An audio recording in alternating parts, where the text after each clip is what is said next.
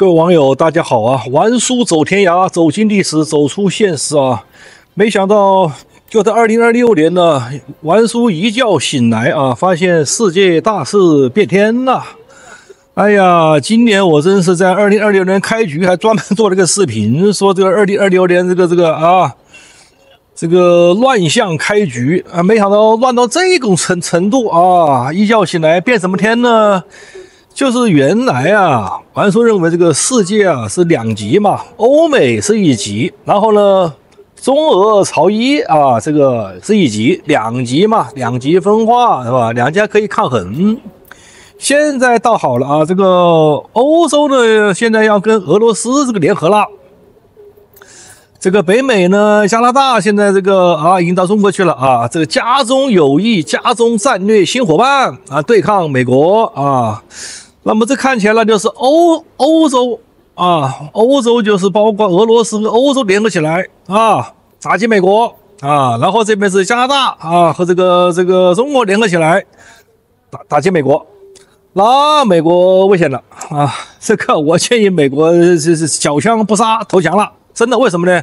玩書好歹這個還懂點軍事啊，對軍事蠻感興趣。我分析一下，就是原來歐美跟這個中俄抗衡呢，那還有的抗衡。為什麼呢？因為軍事強國第一是美國，老二老三呢就是俄羅斯和這個中國。俄羅斯打了幾年烏克蘭戰爭呢，那麼打得損了一點啊，差了一點啊，不現在能力已經排老三了嘛啊，那麼中國排老二沒問題。老大同時打老二老三，那個難度還是比較大的啊，不那麼容易啊。勉勉強強可以靠着把歐洲拉進來。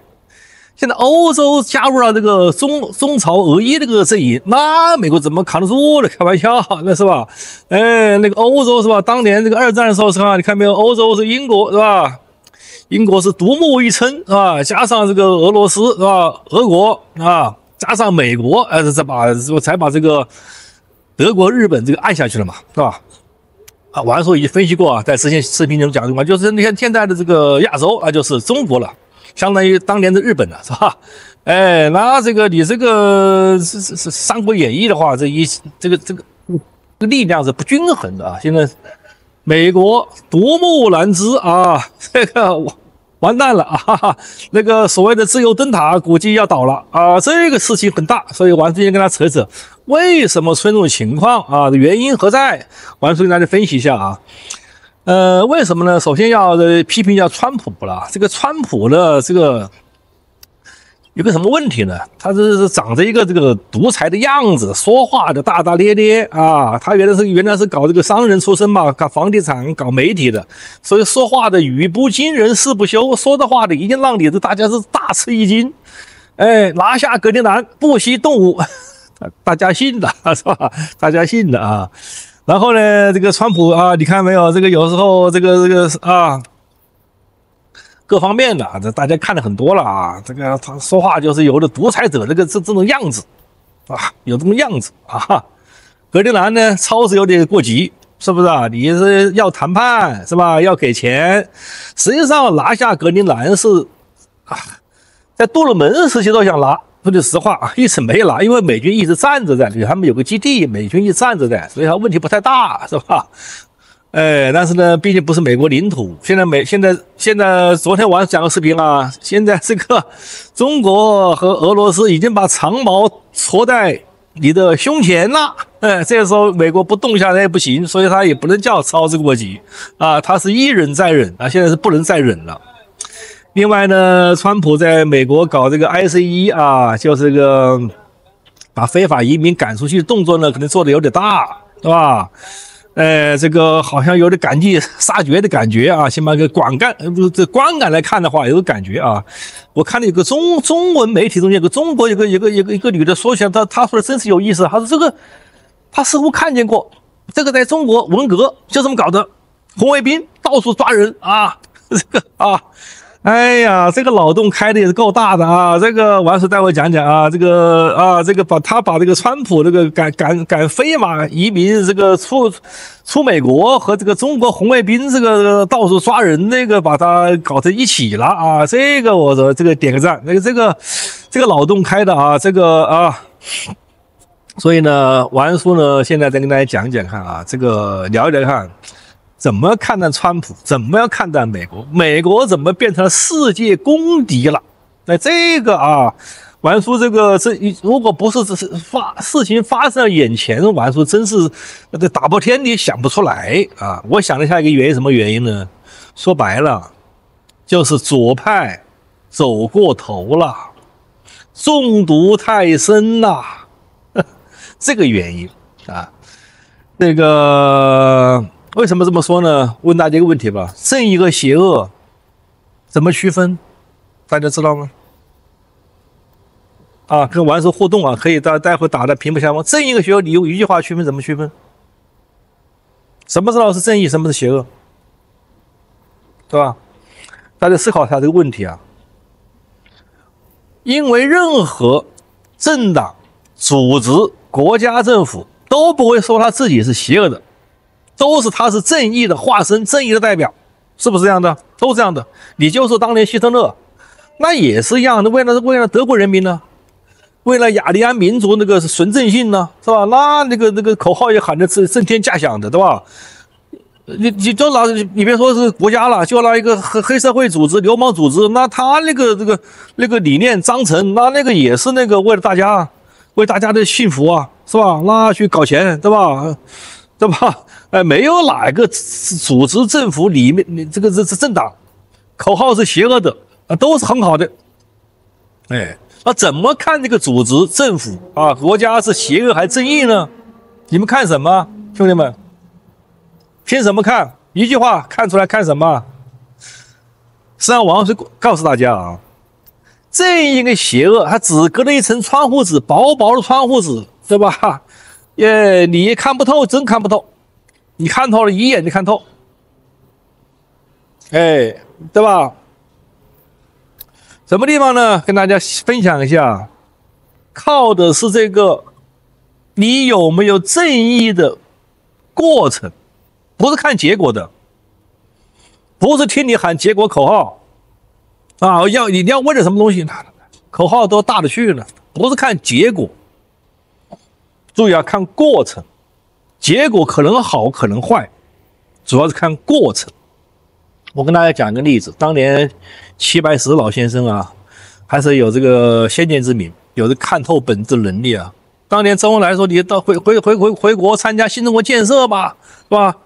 領導這個是吧？現在這個經濟困難點，來，我跟你從這個當時剛剛建國啊，國庫裡面給你撥出500元，給你500元。齊白石當時就說一句話，說：“哎呀，你能夠這樣隨便從國庫裡拿錢了，就完全沒有一個監控過程了，我不相信你搞得好。”你看，這就是聰明人、有智慧的人。當年張愛玲是吧，在新中國是吧，還在寫小說呢是吧？後來為什麼這50幾年走了？這就有一次嘛，參加什麼這個文化界的一個會議，他穿那個旗袍去，碰到這個丁玲，丁玲說：“你怎麼穿旗袍呢？你看看我們穿的都清一色的是吧？就是那個這個中山裝，這黑不溜秋的那種中山裝，對吧？你怎麼穿旗袍呢？露出大腿呢？”張愛玲就知道要走了。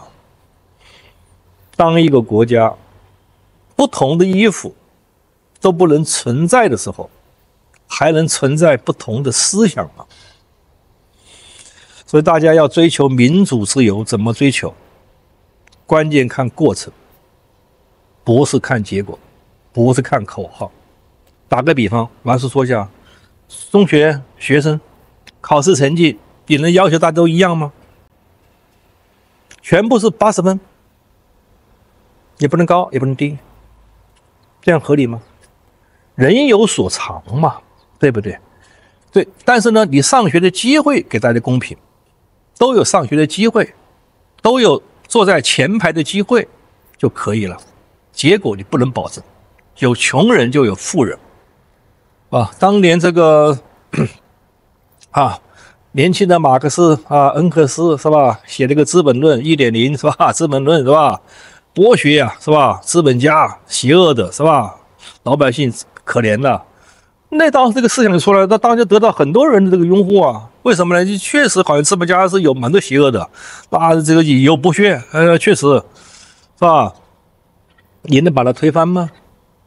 哪個人的錢財啊積累，他有的靠智慧，有的靠經驗，有的靠努力勤奮，當然有的靠這個都有的。你把它推翻了，好，那你就不勞而獲了。一個社會能不勞而獲嗎？對吧？享受社會福利能夠免費嗎？是的，我們要照顧窮人，照顧弱勢群體，但是你也不能搶富人的錢，就是明搶啊，是吧？从稅收合法轉移可以，對不對？你這點沒想通，你就是馬克思 1.0， 對吧？現在是馬克思 2.0， 就是奧巴馬的DI 文化，黑人一定要有一定的權利，是不是？可以，但是並不要求每個電影都有一黑一白，黑人永遠是主角，白人永遠是配角。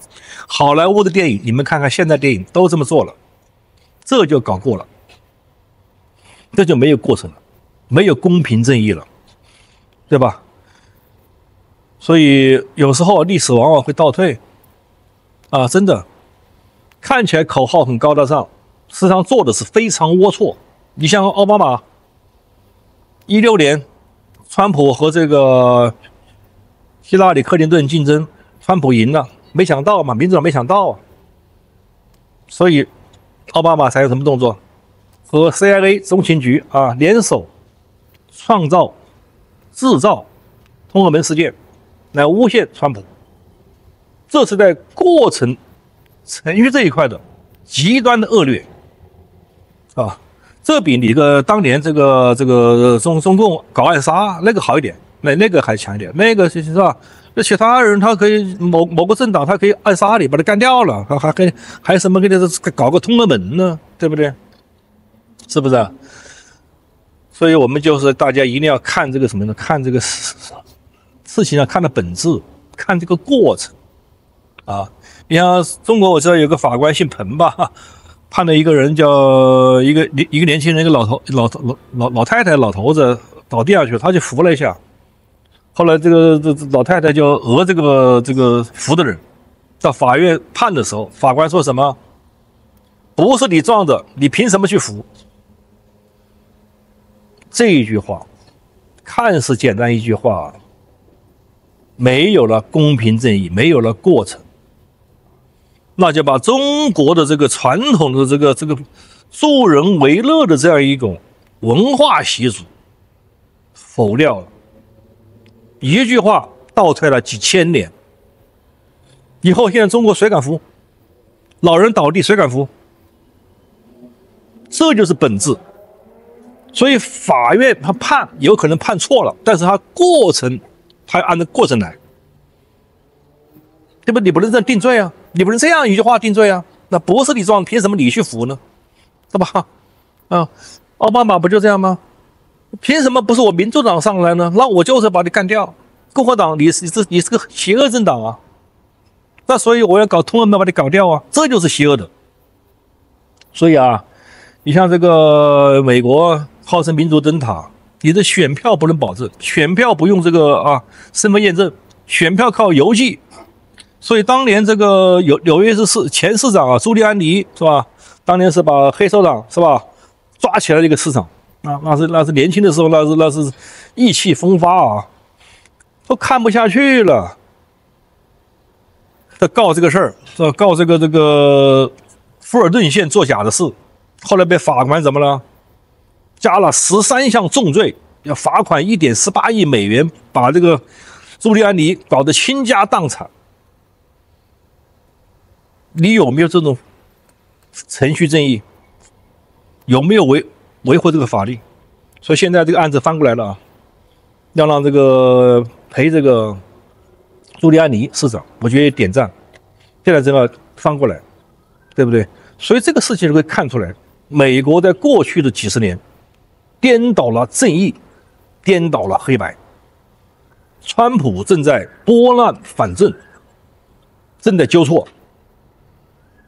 動作還比較快，所以造成很多左派乃至加拿大乃至歐洲他們也是中毒很深，中到奧巴馬的2.0馬克思 2.0 的毒很深，所以他們就看着觉得很別扭，很不順眼。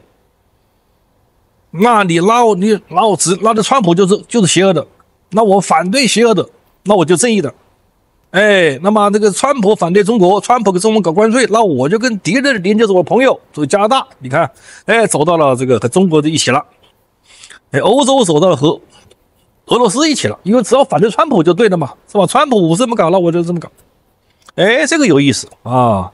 左派我看你們到底講不講程序正義，講不講這個民主自由啊？民主自由靠什麼維持？永遠靠法治，永遠靠程序和過程的正義。那有人会说了，那川普的这个搞这个委内瑞拉，你看他这不程序正義嗎？怎麼一個國家總統怎麼把他抓去了呢？這一點我還是就要說一下了，他看對什麼人呢？對邪惡的人員，你講什麼程序正義？